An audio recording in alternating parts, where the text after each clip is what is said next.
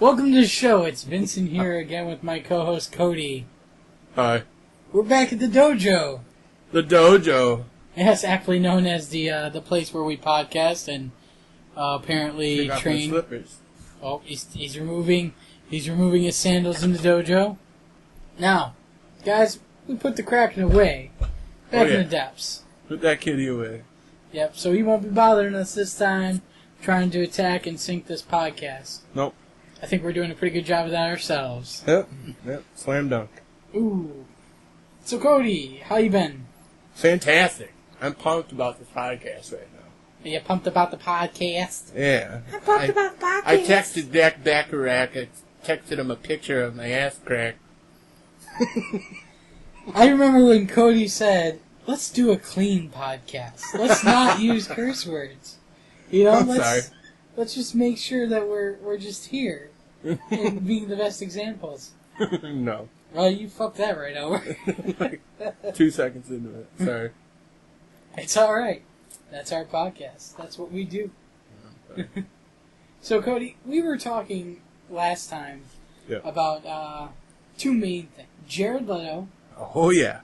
And No Man's Sky. Oh, yeah. I am so excited that Jared Leto freaked out right after I was just tearing into it. Pretty excited about that right now. Pretty excited about that. It's like you called it, you know? It's like, oh, yeah. Yeah. So you read this article. Yeah. And I kind of perused it because of the fact that I was looking into something else. Fucking snapping on Warner Brothers. But from what I saw, his side of the story is kind of sad and tragic. It's kind of like its own little joke. Yeah. Oh, man.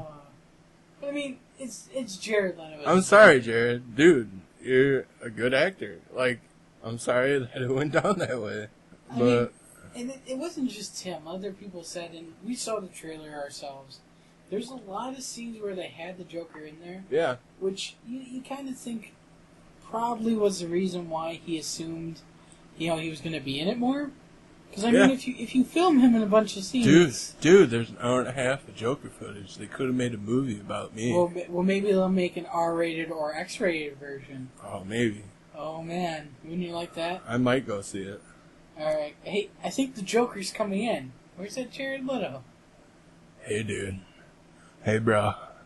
Fuck them Warner Brothers. Fuck them. Fuck them. Jared, can you tell me what went wrong? Do you think it was all the gifts you sent, or... No! Oh, no. Oh. Well, that was his role for the Joker. I mean, guys saw the Earth. He's a great guy. Tattoos all over. A grill to boot. A grill. A boot. To boot. We're going to say a boot now. No, to boot. Like... I know. I just... This to boot. Like, and to boot also. Canada. Canada. Where the maple leaves are fine. Yeah, where the maple leaves are fucky, if you're swearing at. Yeah. Oh, man. We just went from, like... If you're Ricky, yeah. Oh, man. We're already off to a great start here. Oh, yeah. But getting back on track with Jared Leto, who was obviously off track, I can see why he's a little pissed off. Although I wish he would have seen the film before he gave a complete, like, they screwed me over. Yeah. Because, I mean, it could have been that they changed the direction of the film to better suit an audience that they thought would be more captured by it. Yeah. Or maybe, his Joker was just too much. Too much. You never know. Maybe, maybe they're saving him for the next movie, which may never happen now. Probably not. And, that's kind of a sad, solemn thing if you think about it. Yeah. But Jared Leto brings up a very good point, and it's something that we're going to go against a little bit later. Mm-hmm. But on the topic of Batman again, because obviously that's all I ever talk about. Batman is... Okay, if you ever listen to Adam Sandler, the nighttime is the right time. Yeah. Like the cult. Yeah. Track 1. What the hell happened to me? The nighttime is the right time. Batman is amazing. Batman is going to be forever a staple. Batman forever, huh? Batman forever. Oh man. Even Jim Carrey. Let's bring the Riddler and Two-Face into a movie. That's back when they only did that movie was good. It was a good movie, but it was better than Batman and Robin. Oh. Well, yeah, nipple suits. Yeah, it was exactly. And I mean, we were talking about last time. We talked about 1989's. Dude, Batman. it had the flaming lips on the soundtrack. Fucking amazing. And Seal. And Prince. Well, no, I'm talking about 1989. Prince, yeah. 1989, Prince was on there. Yeah, but yeah, Batman Forever did have Seal. Kissed by a Rose. Yeah. Definitely a song to make love to. No, just kidding. But no, I was just thinking about it, and I rewatched it not that long ago. And just to kind of set the stage, this was made in 1989. Yeah. 2 years after I was born. So, obviously, I had no concept of what Batman is, except for the fact that he was going to influence my life. When did you actually watch it? Like 95? Somewhere around there. I watched it in like 92. I think I watched it in 95. Yeah. I was like 6 or 7. You were 6 or 7. And you watched it in like 95. Yeah, most likely. Yeah. And I mean, like, at that time it was, because of the fact of, I didn't know what Batman was. I mean, I've been to a comic book shop and it was like, oh, that's a character. And then I turn around and go, oh, this is my character. As you get older, it's like Batman is like the epitome of being a gangster. Exactly. He is, dude. He has to take responsibility of his dad's company and just be gangster and kick the shit out of fucking assholes. Yeah, and his backstory is one that's been told many times, so let me just put the gist of it. Family gets shot in an alley, he becomes a vigilante. Yeah. Done. And that's how the movie should do it. Yeah. Because, that's the way it should be. Now, getting back to 1989's Batman, okay? I like this version of the Joker.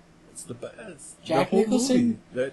Jack Nicholson did a wonderful fucking job being the Joker. You know why? Because he followed the golden age Joker. Yeah, he did, for real. Straight up. Exactly. And I'll tell you this much. When I watched this, I was 5, 6 years old. Yeah. The first time I saw it, there was a guy in a black rubber suit with big old ears. Yeah. And a guy with green hair and a super big smile. And I was freaked out about it. I was like, what the heck is this? Though. And, and since I just rewatched it, I mean, I can definitely say it was one of the best live actions. I mean, hands down, it is the best. It's for the reason of Golden Age Joker. Yeah. Now, this Joker goes based on to the Killing Joke comic or movie, where Joker was actually a 2-bit criminal, and he killed Bruce's family in this storyline. He had somebody do it. No, he did it. No, wait, that was him. Yes. They do the flashback, and it's him. That's him when he was younger. Because he says a very popular phrase. And I'm not going to tell people about this phrase because you gotta watch it. Because I remember, I remember when he shoots him and he says, Yeah, so go watch the movie because of the fact that if you like comic book movies now, you'll love the original traditional comic book movies. Yeah, they're a little bit slower paced and it's not so much action, but you know what? It did what most of these movies don't do. You know what the biggest part of it is? And I already know what you're gonna say. Because I want to say it, because I feel stronger about this than you do. I saw what you stated, that Michael Keaton wasn't trying to give gifts to people. He wasn't trying to one-up anyone. Him being Batman was it was amazing. Exactly. He knew the personality that it needed to be just based off of what the fuck it was.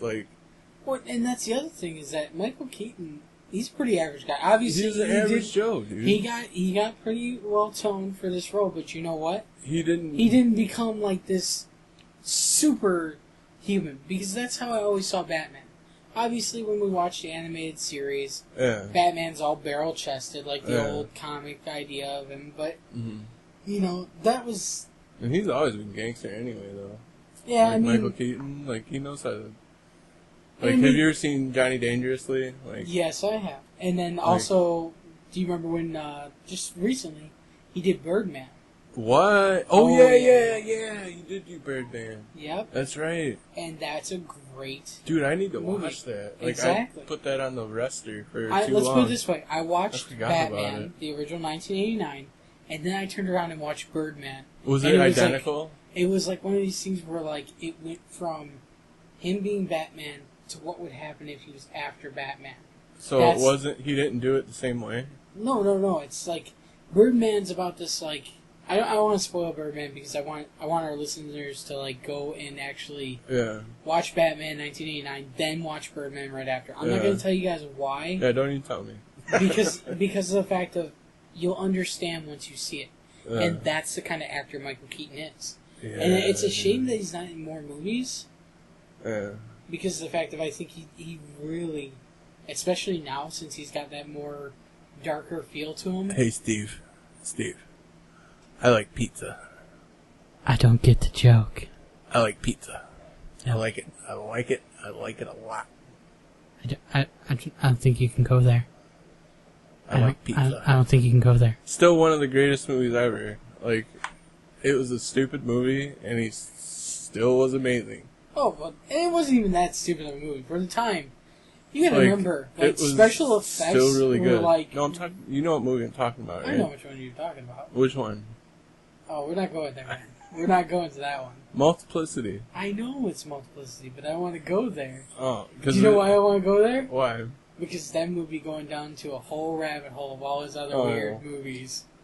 But dude, that was one of his best movies, I think.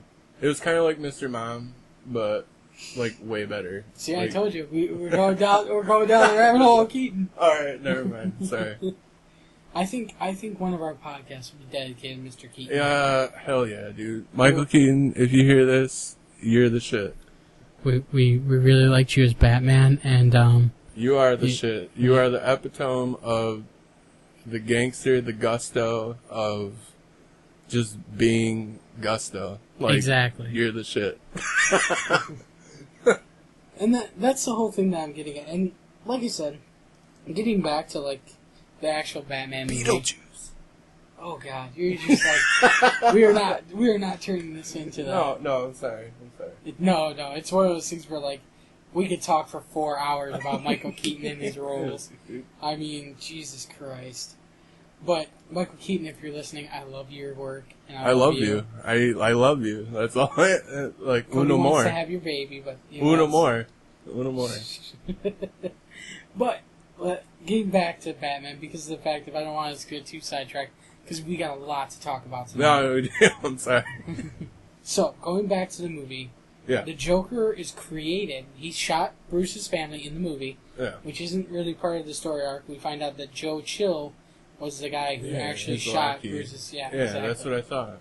And we'll get to that in a little bit. I'm super stoked about that part. So, he was dropped in a vat of acid by Batman, not on purpose. Batman tried to save him. He fell in. And Jack Nicholson's character, the Joker, he became this grotesque, mutilated creature. He wasn't the Joker until he fell into exactly. the vat. Like, and it was this one thing where like they talked about in a couple other things, and this is where I'm getting at with it. Okay, the Joker himself has had many variations over the years, and we assumed it was because of writers. But if you read New 52 and you read Justice League from 42 on when they're doing the Dark Side Wars, you find out that there are a lot of people out there that become gods, like Batman. He becomes, the god of knowledge, pretty much. And he's in the Mobius chair. And for people who don't know the Mobius chair... Yeah, I need to read that shit, too. I know. I'm telling you, see, DC... Out of the game. I've been out of the game. Dude, DC made their things up. But he was in the Mobius chair. And when he's in the Mobius chair, he gains all knowledge of everything. So the first thing he asks, who killed my parents? Turns out it was Joe Chill. And he's like, oh. And then he tries to go back and save his parents. But he can't, because he can't interfere with the timeline. No. Because then... Exactly. Doc Brown. It's enough said. So he goes back and he asks the main question. The one question you should ask. Who is the Joker. And Cody, you read Rebirth. Yeah. And I read the last one. Mm-hmm. The Justice League from New 52. Yeah. Okay? What did the Mobius chair tell him, Cody? That there was 3 Jokers, which just blew my mind. I was like, I didn't even know. I didn't read Justice League. I mean, I read a couple, like, way back in the day, but, like, it was crazy. like, what the frick? And we don't find that out until the very end of Justice League New 52. Yeah. And it basically, it was a cliffhanger for a while where Batman asked who the Joker was, and he said, that's not possible, but he knew that the chair couldn't lie to him. So, we get into Rebirth. Yeah. Batman's sitting there, and Rebirth. And he's talking about it. Now, Yeah. Rebirth, artwork is amazing. Oh, fuck yeah. It's great. Cody, do me a favor. Pull up the comic, read out the artist for this one. Oh, okay. Wait, the pencils or I want all the artists on this because of the fact that the whole collaboration of this piece. Dude, it's got. And we're just pulling this up because of the fact that it's one of those things where I want to pay homage to how well this new artwork looks. It's got, dude. There's not even like a title page, or is it in the back? I mean, it's on the front, but I want the full names. Go ahead and read from the front. I mean, just read those couple of names out, and then when we go to do the artwork of Batman, which is going to be a later episode, okay, we're going to go ahead and go through all the artists over the years who drew so it's Batman. got Johns, Frank, Van Sciver, Rice, Jimenez, Prado, Santarelli, Anderson. That's cool. Wright, Hi-Fi, and El Tayab. Did I say that right? El Tayab? Oh my god. That might be a new school guy that I don't know about. Exactly. But, like, you and I both read this comic. Mm-hmm. And the artwork was amazing. It's fucking, yeah, it's right on, dude. You know, bee's knees. Bee's knees. Fucking sick. And fucking visual orgasm. Exactly. Now, because of the fact we both read Rebirth just recently, because I wanted to be fresh for this podcast, I haven't read any other reviews, haven't done anything with it. I read Rebirth, and I'll tell you this much. I'm not going to give the storyline away, okay? Oh, sorry, not going to... Okay. Oh, no, we're going to talk about that. Oh, Because okay. that is fucking balls deep. Rebirth has been out for a while. If you haven't got it, pick it up. Stop the podcast here, and then come back after you read it. Yeah. Because I am going to It's talk major spoilers. Crazy awesome. Okay, so yeah, I'll we give put you it out 5 there. seconds. Spoiler alert! All right, like, you got go 5 read seconds it. to turn off. 4, 3, 2, 1. Okay, we're talking about it. Yeah, here we go. Wally West is narrating this first episode, this first comic issue, and it's him basically in the Speed Force, in between worlds. He doesn't exist anymore. Now, this all has to do with Flashpoint. If you haven't read the Flashpoint Chronicles or the actual Flashpoint stories, definitely read them. Go support your local comic book store and pick them up. Get it. Like us, we always go to Metropolis Comics. Steve-O. Yep. We always do a shout out to this guy because of the fact that he's what got us started. Yep. So, go pick up Flashpoint. Go pick up New 52. Everything gets explained. It's a lot of comics, but we're going to sum it down, okay? Barry Allen, okay? The original Flash from the universe with Batman and Superman. He becomes the Flash, goes through all his stuff, and he tries to go back... Flash Jr. Yeah, originally Flash Jr. But he goes back in time to save his mother. This is what we're talking about paradoxes. Yep. Was it his mother, or was Yes, it was his mother. It's Flashpoint. I know this one on point. Yeah, So, it's, he goes back, and he tries to save her. And guess who's there trying to kill her? Reverse Flash. What? Uh-huh. Oh, yeah, he was talking about reverse people. Exactly. Yeah. So, okay, Reverse Flash is there, tries to kill his mother, Barry stops him. His mother survives. Well, you know what that does? It creates a time ripple. And everybody forgets. Right? Well, not just that. Barry Allen never became the Flash. What? Yeah. But he did, though, like, towards the end, he was, like, still there. Exactly. But that was because of the fact that he was pulled in an alternate universe where his mother survived, and he never became the Flash. Oh. He had to recreate it with Thomas Wayne. Oh, Thomas wow. Wayne is Bruce Wayne's dad. In that universe, Bruce Wayne was killed, and Thomas Wayne and Martha Wayne survived. What? And he became the Batman of that universe. And he used guns. And he was not opposed to, like, killing and shooting and maiming people. Holy That's how he was.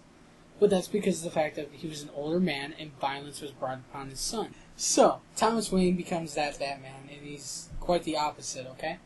Yeah. So Flash recreates the experiment that he was working on when lightning struck it, and he became the Flash. He did that with Thomas Wayne. First attempt, he almost killed himself by burning himself to death. Yeah, I remember that. Yeah. Yep. Second attempt, went pretty good. Yeah. Thomas Wayne almost died, though. Yeah. That could have been some shit. But, this is what Flashpoint created. He went back and he stopped himself. But before he did, he brought a note back with him from Thomas. Exactly. Yeah. And he gave it to Batman. Yeah. Now, up to Rebirth. Yeah, that's up to Rebirth. Okay. Exactly. Because now... Because you remember the part where Batman was in there and Wally West... He read the note. Yeah. And Wally West tried to come out and tell him about the bad things in the future. And you'll learn more about Wally West in this comic. Yeah. Again, we're not going to go completely in depth to this one because I do want you guys to pick up the comic and, show that support. Because of the fact of these artists, they create such a great work. So good. Exactly. So, long story short, they're going through everybody's storyline. Wally West is trying to find everybody he had contact with to pull himself back into this reality. The Arrow. Yep, he did. The Scarab. Yep. Fucking who's the blue guy? That's not Captain America, is it? No, it's Blue Beetle. Blue Beetle? No, who's the guy in the lab? Let's see. It should be Blue Beetle and then the actual Blue Beetle Scarab. Oh, okay. So the little kid was before the old guy? Nope, the old guy was first because he found the Scarab, but he couldn't get it to activate. The kid ended up getting it on his back. Yeah. And that's another origin story to talk about at a later date. Oh, okay. Because I'm out of the game, so I was like, okay, that's the Scarab. Then who the hell is this professor? The Blue Beetle. Exactly. The professor is the Blue Beetle. Yeah, he was the original. Oh, okay. But Flashpoint changes things. Yeah. So we'll get more of that pretty soon. Like I said, I've got a bunch of episodes planned for this stuff. Oh yeah. And then we gotta show Marvel some love. But back here, Wally West finds the Flash, Barry Allen. He finds him, and Barry makes the connection. Mm-hmm. Do you remember what happened at the beginning? Yeah, the watch. He's like, my uncle gave me a watch, which was awesome because that caught me right there. Like, my uncle gave me this and told me this and this, and it kind of hit home for me. That caught me totally. I was like, damn. Exactly. Now, the watch? Yep, that's it say on the watch. Every second counts. Exactly. Yeah. So, we see this, and he says that his watch was broken. Yeah. And we don't know where it is. No. Okay? So, Barry Allen pulls him back out because of the fact that he mentions the watch. And Barry remembers. And he remembers Flashpoint. Barry pulls him out, and we get to the end. Mm-hmm. And at the end, there are two very, very exciting things. And I'm going to let Cody tell them because Cody jumped. Oh, the end of it? Yeah. Oh, like... End. You remember what you jumped at? You freaked out. Yeah, dude. Like, the whole thing builds up to, like, somebody is making us forget everything. Somebody is trying to sabotage us. Blah, blah, blah, blah, blah. And you're like, who the hell could, like, what villain could be doing this? Like, the whole time you're reading it. And you're like, what villain? What the hell? Everybody's in this book. And what the fuck? Dude, oh my Lanta. OMG. Holy fuck. The Watchmen, dude. The Watchmen are fucking with the DC universe.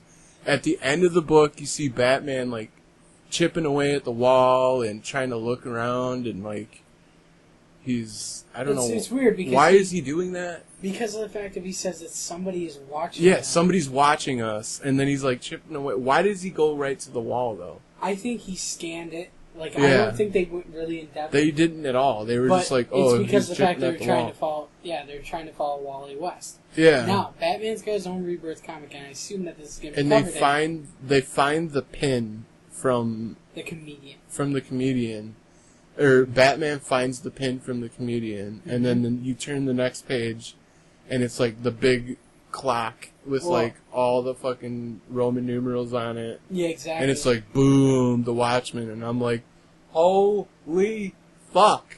Now, Like, oh my god! there is a part that you missed, which was very important. What? Before we saw that, we saw Wally's watch. Yeah. And it was all damaged and rusted and corroded. That was the whole, like, in the beginning they show you the watch, so that's and then at the assumed. end... Yeah. Yeah, but at the end it's all cleaned up. Like It's like gets a hook. Fixed.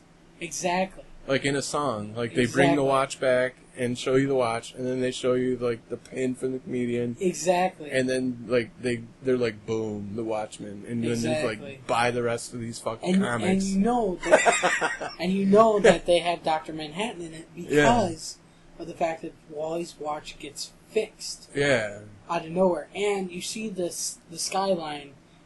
It looks like Mars the planet. It does. Yeah. So we can only assume one of two things. Well, the pin, obviously, comedian. Yeah. Because it even has that blood stain on it. Yeah, Like it has drop. everything from the Watchmen. Like, it looks exactly like right out of the Watchmen. Exactly. And when you see that right at the first, you're like, what? You see the pin, and you're like, why the fuck is the Watchmen pin in that? You turn the page, and you're like, oh my god. Exactly. You turn the page. It's like, oh my fucking god. Exactly. Now, here's the thing that goes at the end of this. We talked about the three Jokers. Yeah. Okay? Now, when we talked about the three Jokers, we didn't talk about what Batman had on his screen at that time. He had the three Jokers. He had the classic Golden Age Joker. Yeah, he had all three of them. He had the Silver Age Joker. Even the Jared Leto Joker. No. No, it wasn't the Joker. Well, we'll get that in a second. It was kind of like half-assed. We'll get here with it. And then we had the final Joker, yeah. which is like the psychopath Joker. He had like a hipster haircut and shit. This is where I'm getting at, okay? Yeah. Now bear with me on this. What? Okay, so, classic Joker. Mm-hmm. Obviously from the Golden Age. Yeah. Jack Nicholson. Okay? Yeah. Silver Age.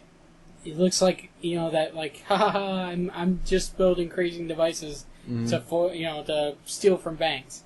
Mm-hmm. That's obviously Caesar from the original, Batman TV show with Caesar wins. Exactly. So really, this is just a metaphor for like the bad guys are gonna win. Well, here's the thing, though. The last one, the psychopath, which is the Bronze Age or our age. Yeah. Most people assume, well, it's got to be the psychopath, like the guy who wants to see the world burn. So we think originally Heath Ledger. Because no. This is my reasoning behind it. Mm-hmm. Ledger's description of the Joker from himself was a man who had no purpose but to cause chaos. He was an agent of chaos. Yeah. He didn't care about anything but Batman. He didn't care about money. He didn't care about like people around him. He didn't have a Harley Quinn. Nothing. Yeah. He only wanted to see Batman destroyed in a sense that Batman would lose his moral compass. Yeah. Now, looking at it right now, and I wish I would have seen most of Suicide Squad. I didn't get to see the whole movie. Yeah. Reasons. But I already know a guy that went to see it. Jimbo. Yeah. Shout out. Jimmy. He said he walked out. He was like, "This is retarded." I think it's because we didn't have enough Jared Leto. Because Jared Leto was right. Yeah, like he was right. Yeah. That's crazy. Yeah. Because of the fact of everybody was so hyped to see it based on the trailers. And based on the Joker. Yeah. Exactly. The Joker was in a lot of those little tidbits in the trailer. Yeah. And Warner Brothers, from the sounds of it, they did talk a lot of hype to Leto about, oh yeah, you know, it's going to be a big role and stuff. And that's the whole reason why he got into it. That's why he went so method with it. You know, and yeah, we poked fun at him and everything. Yeah. But this like, is the whole point. I still feel kind of bad. Like, they didn't even do the Joker. It's like, really? Like, yeah, from what I've heard, and obviously I take everything with a grain of salt, yeah. he got cut back to like 15 minutes tops. Really? Yeah, 10-15 minutes worth of scenes in the whole entire movie. Wow. Like, they cut out between, like, the helicopter crash and him coming back. I mean, like, and that's in the trailer. So, I mean, that's not a spoiler. Seen, though. You saw 15 minutes of it, probably. Yeah, I got about 15-20 minutes into it, and then, like I said, things got complicated. But, here's the point that I'm getting at. Mm-hmm. I think if they would have left most of him in there and had that just organically be what the original script was going to be, I think they might have actually made something out of it.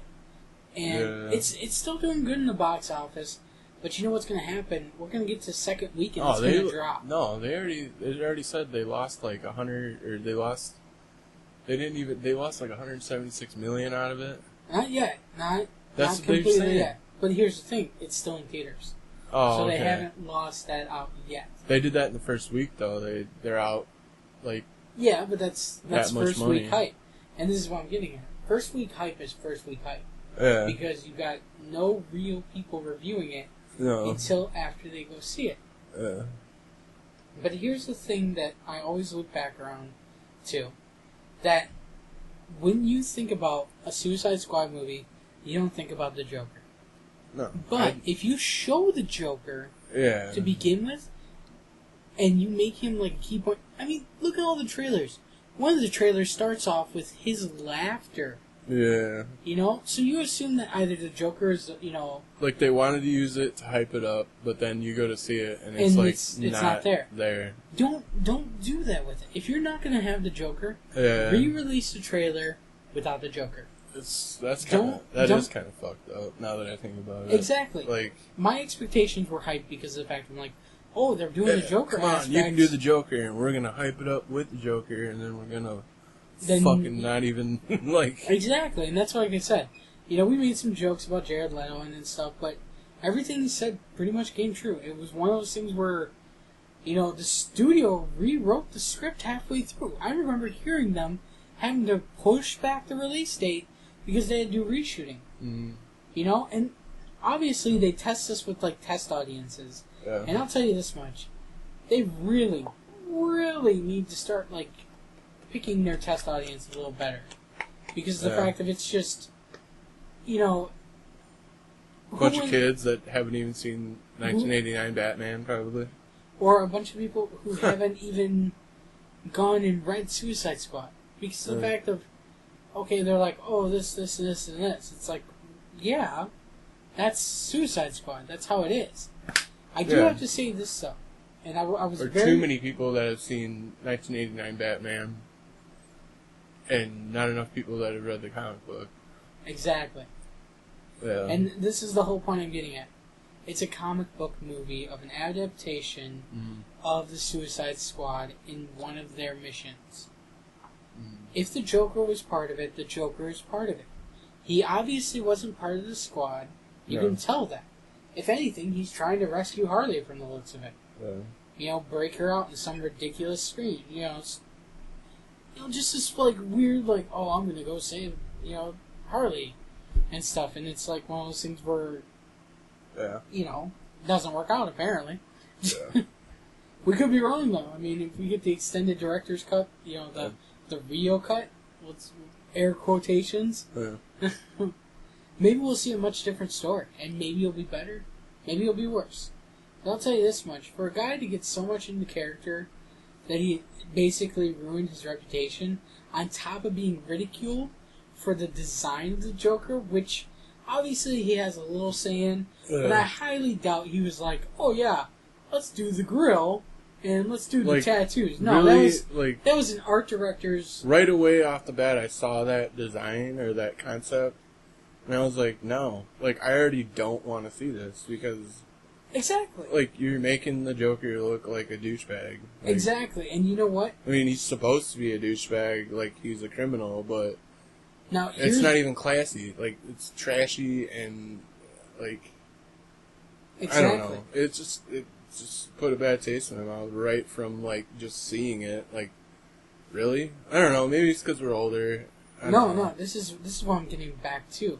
Now, that third Joker, if you noticed, he had that, like, slick back short haircut. Yeah, he had, like, the hipster haircut and shit. Exactly, just like Jared Leto's. Yeah. I think that Jared Leto was trying to go based off of that type of Joker. Yeah. They're completely insane.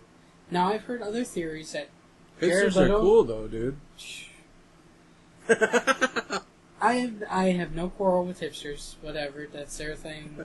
I'm much too old to get into fads like that. No. I grew up in the 90s and the 2000s where it was techno and house. Shit don't change. That ain't gonna change. Exactly. It was techno and house. It's the same thing. Oh, we're indie people and we have this new outlook that no one's ever had. Like, what? That's what hipsters consider themselves now. They're indie. I like indie. Exactly. But Am I a hipster? No, because you don't have a self-righteous sense I like the Pixies. Like... Okay. You like the Pixies? Before they were cool? Before Fight Club. Oh, you're totally a hipster. I liked that before it was popular. You know. We're doing that on purpose. Yeah, of course. But here's the thing, okay? I think that if they would have gave Jared Leto the room to be the Joker, it might have actually turned out great. I mean, I can't say for certain until I see... This is why I'm not going to see the movie until I can see, like, all the deleted scenes for free, stuff. on demand. Not even on demand. I own, like, all the Batman movies. I gotta rebuy... Yeah. I have the VHSs of, like, the old Batmans. Yeah, I got VHS. I'm going to do that's the all DVD collection. That's just how I'm going to be. I'm a hipster, dude. I only got VHS. You're not a hipster. You're I don't not even have a DVD collection. I have a not by choice. I didn't go buy a bunch of VHSs like last week. Like no, it's just what you accumulated over the years. VHSs, dude. Because that's what we had back then. Yeah. Now we're sounding old, so we're gonna get away from that. But like I said, I think that that's the kind of Joker that he was trying to go for. I've heard other theories where his Joker would have been more of the Golden Age Joker. You know, the guy who, like, stages, like, this amazing killing spree to go bust out somebody. Or, like, he's a criminal mastermind. You know, he has expendable, like, drones that he doesn't care about. You know? Sure. But I think we've covered a lot on this subject, and I'd like to say, like, personally, Jared Leto, if you ever listen to this, which, you know, if you do, cool. We love you. Yeah, we're cool with you. I mean, it's not that we're making fun of Jared Leto because of the fact of just how it is. It's just, he seems like he's still in that role somewhat. Like, he does seem like he's, like, just kind of lost it. But, I mean, you know, you've seen the newer interviews. That's how we saw the new information. Gave it a good college try. Exactly. And I do give him props because everybody has a hero, and to be his Joker, to try to be that legendary Joker's role is awesome. Like, you know, I want to be an amazing artist one day. You want to be an amazing filmmaker one day. Well, at least say Joe Blow down the street wants to be an amazing illustrator one day. Like, everybody wants to do something, and like, it's just shitty that it went down that way. And like you said, we don't know exactly what those shots that were cut out would have done for the movie, and we might never know. But what we do know is something that Cody has been waiting for, because I've been hijacking the hell out of DC Comics. Yeah. You were talking about an Image comic. Oh, yes. The brand new, I think it came out today. I think so, too. Like, today. Yeah. I think it was released. And it's the new Spawn. This isn't the real title, but Spawn fucking kicks the shit out of everyone because Spawn is fucking amazing. Spawn is the epitome of every great artist from Marvel and DC all conglomerated into an indie company and Dark Horse. Exactly. And all the other ones. But like and you know why. McFarlane. Yeah, but I'm just saying, like, if you're born in the 80s, 90s, you know... 2000s. Nah. That or 2000s. If you're born in the 80s, 90s, got into comics, you know about Spawn. Everybody loves Spawn. If you're, like, a creative type and you're born in the 80s, everyone loves Spawn. Even the B-rated movie with John Leguizamo, you still love it. Hey, to me, that was a cool movie. It was a cool movie, dude. It was a Spawn movie. Exactly, and you know what? The special effects on that were amazing for their time. Yeah, they weren't bad. Like, they weren't subpar. Like, no. The writing was a little, like, the dialogue was a little, like, you know, it's a comic book movie. Early comic book movies, they didn't know how to, like Mario Brothers. Oh, God. Dum. Wah, wah. Man, you're showing John a lot of love tonight. John Leguizamo. Oh, the Pest was the best. Pest is the best. The Pest was awesome. Oh, man. But you were talking about, and I think the actual name of it, so if anyone wants to pick this up. What? And it's a one-shot series. Yeah, the one-shot Spawn kills everyone. Everything. Spawn kills everything. And it's like he's a little bobblehead. And he, like, it's so cute, he's and it's amazing. He's kind of like a chibi drawing. Yeah, he's like a little chibi, like, bobblehead, and he kicks the fuck out of, like, everybody else is like a chibi, too. Like, exactly. I saw a shot of, like, Deadpool and the Hulk, and, like, it's a little cute, like, bring it back, like, bring Spawn back. Super, like, gore because violent, every fucking loves Spawn, nice. And Spawn just kicks the fuck out of everyone, and it's amazing. Well, I mean, for God's sakes, the guy was king of hell. Yeah, he's the king of comics, dude. Exactly. I'll just say that, dude, right now. I don't even care. I have an old instructor, like, I even dropped the name, like, an old instructor. I'll plug him, too, while I'm at it. Should I plug him? Go ahead. Jibba Anderson. He's an amazing black sci-fi artist. You should look him up. Griot Enterprises. Look it up. He's got amazing storyline, amazing, not storyline. He's got an amazing... The storyline was pretty good. Like, no, like an image, like, idea. Like, it's actually really good. It's actually his concept really cool. art is amazing. Yeah, like, it's really cool. Like, you gotta have an open mind about it and look at it. How it is. Like, it's really cool. Cause, like, it's almost like he was trying to recreate a Justice League with all of the ancient African American gods, and it's really cool. You should check it out. Like, I did peruse a little bit. I should give it a better chance, but yeah. From what I saw, the artwork is great. The whole idea of it is cool. Like, that's all I'm saying. Like, the whole idea of it is cool. Exactly. And I'm not like the traditional drawing artist. I will never be, because I don't have the patience for it. And he does it all by himself with like one other guy. So keep that in mind. Yeah, keep that in mind, how please. Many is he published now? I think a couple handfuls. Like, he's got a couple story arcs too. Yeah. He's doing it all by himself, dude. So like keep that in mind. Like, he doesn't have that many out, but he's done other... That's what I mean, is that he's still got a good chunk and he's been out. doing it since, like, 06 or something like that. Yeah. Like, so, yeah. Definitely, go ahead and he teaches, and, like, he's got other shit going on. So it's not, like, a very established... You want to go ahead and plug that again with him? His company? Yep. www.griotenterprises.com. You can get it on Indiegogo, you can buy them digitally, or you can go, if you're in the Schaumburg area, you can go to Keith's Comics, buy it on Indiegogo. Yep, you're right. Drive-through comics, search it on Amazon, Keith's Comics in Schaumburg, or no, Roselle. Roselle? It's either Roselle. Barrington or Roselle or Schaumburg. Right out, just get on Lake Street and go over there. I suggest buying it on Amazon just because of the fact of you can get a lot more, because of the fact that he does have them in quite a few stores, and you can always ask your local comic book. It might not. It's pretty indie. Like, but like people like Steve, they're really good about getting stuff even if you don't. Like, definitely go to a local comic book shop and talk to them. Jib might hook you up down here in LaSalle. Exactly. With the whole Spawn thing, I think it's amazing. It's brutal as all hell. And, like, it really reminds me of, like, Dark Spawn, which I really hope that since, like, we're getting comic book movies again, and we got so much, like, great reviews from Deadpool and so much money made from it. So, we have a lot of that in there, and I really want to see a Spawn movie. Like like another one, like a 2016 one? Yeah, because of the fact of... It would be good. But I still want some practical effects in there. Yeah, like actual VFX. I think that's what a lot of these superhero movies do.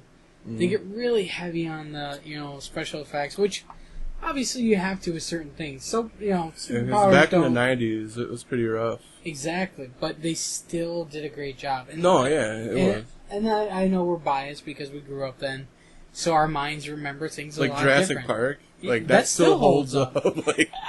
It still holds up. Exactly. So, I mean, like, we're on the same wavelength with, like, visual arts and stuff. See, that was my passion in school.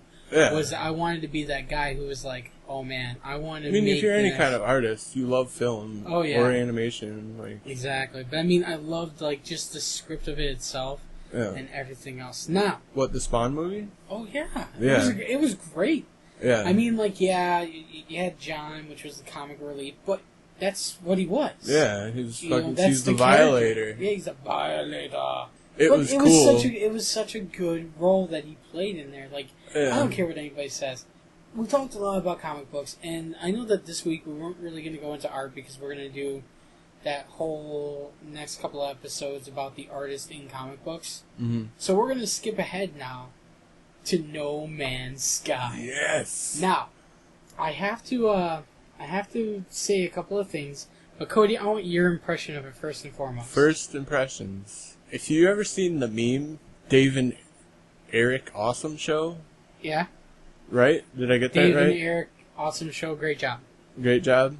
Yeah. There's a meme from IGN.com of one of the guys. First impression of No Man's Sky. And there's a meme, a jiffy of him, like fireworks going off and him just like doing this gesture of like your mind being blown. Exactly. It is exactly that. If you like open world sandbox, barren video games, there's no goal. There's really no goal. I'm kind of ripping off of another podcast right now, but they said it the best. Like, if you've ever checked that out, it's the Completely Unnecessary podcast. Pat and Ian. Alright. And they basically, they nailed it right on the head. The Ian did. If you liked the game, like if you like just exploring, just walking around in a peaceful game, just walking around and just looking at all the flora and fauna and looking at all the creatures and just getting gold, like mining resources and just like traveling around 198 quintillion frickin' planets, like it does repeat. Like, some planets, you're gonna see, it's like Minecraft, like, there's seeds, like, there's always gonna be some there's gonna be repeats with, like, and shit. Exactly. But, like... But that's gonna be few and far between. I can tell you this much, that, now, you gave your impression, and you put it at best. Here's the thing, though. You and I first started this game, and we dicked around with it. We landed on a planet, which, obviously we named after the show. Yeah. Because, come on now, we want to sell out the show. Run out of room for a name. Yeah, we ran out of room for a good name. For a good name. Yeah, exactly. Which took up just enough space. Yeah. But anyway. Infinite. Oh my god.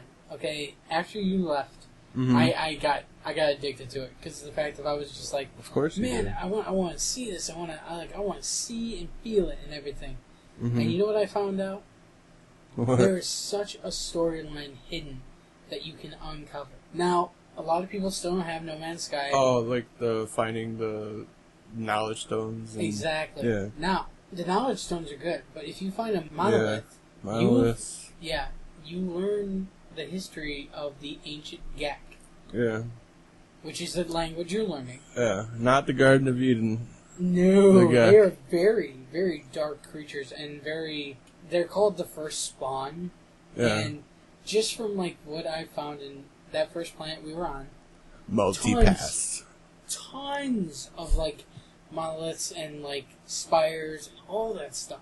And from what I've gotten from the storyline behind it already, they like the first spawn are basically like the absolute perfect race in their own eyes, and the lesser spawns or second spawns, they basically want to eviscerate and they want to take over the whole entire galaxy, everything. They want to rule everything. And they talk about their idealism is going to consume them, but they still do it. I mean, it takes a dark turn if you actually read what's going on. I know a lot of people, they're going and they're like, oh, okay. Oh, cool, I got a multi-tool because I've made a selection. You know, if you go through and read it and you learn enough language parts, you get secrets where you can actually pick out the right answer, because there is a good answer where you might be rewarded where I got a new multi-tool.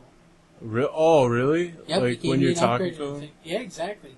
Just from going to those actual monoliths and knowing their language enough to know what the right answer is. Because it asks you a question and you have to pick it out. Like there was this one where it was talking about the lesser spawn and that they should be looked down upon and they should be frightened. When you're standing there, it tells you that there's these little creatures that are coming out of the monolith stone. And they're scared. And you have a chance. You'll protect them from the monolith, or you'll scare them further. Well, according to the monolith, they're lower creatures, so you should scare them further. If you do that, you gain like 6 extra words of language. If you don't, you get hurt. But the creatures give you like a bunch of stuff. And I mean, like it's an amazing thing. And obviously, a lot of people are gonna flag that. Oh well, it doesn't have everything that was promised. That's fine. You have to remember, this is an indie game. I didn't even realize that. Holy shit. Exactly. So, obviously not everything's going to be up there. Pretty damn good for an indie game. Exactly. But, see, that's my thing, is that I love open source and exploration. To me, this is a dream, because of the fact that we can do so much in it and actually go and see. And, like, I've upgraded the ship, like, 3 or 4 times. Which, Cody, you guys see the new one. It is badass. It's fucking amazing. Now, the only reason that we were able to even play this game was that we actually had a person. I'm gonna mark right now. His name is Julius. I'm not gonna say his last name, Julius. You know who you are. But thank you. Yeah, exactly. He hooked us up with the ability to actually go and get this game. He hooked us up. And random. Random. And all he asked was a shout out. So. Here's your shout out, Julius. Great job on helping us out. And thanks for the support. Exactly. And here's the thing, and I want to say this to everybody else. If we get enough people down the road, we're probably going to open up like a Patreon page for people to donate if they want. Yeah, if you want. You don't have to donate. You don't have to donate to us. We're fine right now. It's an indie podcast, because that's what we are. We are like 2 guys and 2 microphones. In like a room. Exactly. In the dojo. In the dojo. And that's fine. Because of the fact of, like, we want you guys to like our content for what it is. We don't want to start out in that sense that, oh, well, we need money to do this. No, we want to do podcasts, so we sunk our own money into this. Yeah. Like I said, down the road, with Cody being, our artistic creator of everything, he's probably going to design some more artwork, and we're probably going to put on t-shirts and sell them, because of the fact that, Cody's got some pretty good ones, and I got some pretty good lines to throw with them, and I think that's going to be our biggest thing. But, and this is a big thing that I want to bring up, when we do create a Patreon page, don't ever feel obligated to donate to us. Even now, don't feel obligated to donate to us. I mean, a simple, like on Facebook, share it, or if you email our email, I will always respond to them, because of the fact of that's what I do. So if you want, who knows if it even gets that far? I'm pretty positive in this method, but here's the thing, okay? We love the people who have already downloaded and who are listening. Yeah. We love the feedback we're getting so far. And we're going to keep improving our podcasts. Obviously, we just started. Eventually video, so watch out for that. That's the other thing I wanted to bring up, is we are going to start doing some videos and stuff, but it's obviously going to be, just us in front of the mics and everything, and that's just how it's going to be. Start from the bottom. Exactly. We started from the bottom. Yeah, exactly. And we had gotten asked because of the fact of... From where we come from, that's how you start out. Exactly. We were a podunk town with nothing in it. But we were asked that if we continue doing the podcast, and since we're talking about video games, are we ever going to create like a Let's Play channel? Right now, I don't want to say yes or no, only because of the fact of, right now we want to focus on our content that we're doing. I think it's best to stay focused on one thing. And I think Cody agrees with us that right now, we're 2 episodes in.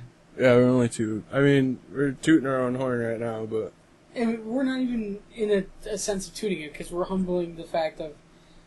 somebody already freaking gave us like $60. Like, chill out. Exactly. It's chill out. we don't want that kind of stuff right off the bat because of the fact that we want to gain fans because of the fact that they like our content. Our own merit, dude. Exactly. And if you want to give, that's cool. But exactly. Just don't, like... But contact us first because of the fact of... Right now, we're not set up for that kind of stuff. We're kind of, like, flabbergasted. It's weird. Exactly. To be quite said. Again, Julius, you're awesome, man. And yeah, thank you very much. Like I said... Deep thanks. Exactly. And, thanks to you, we got to play No Man's Sky and we got to review it, and it's amazing. And I know Cody's going to do a separate review once he plays more of the game, and he's going to talk more about it. But you know what, Cody? I've ran out of things to say. Yeah, I think I've ran out of things to say, too. Alright, guys. Thanks for listening, and we'll see you next week.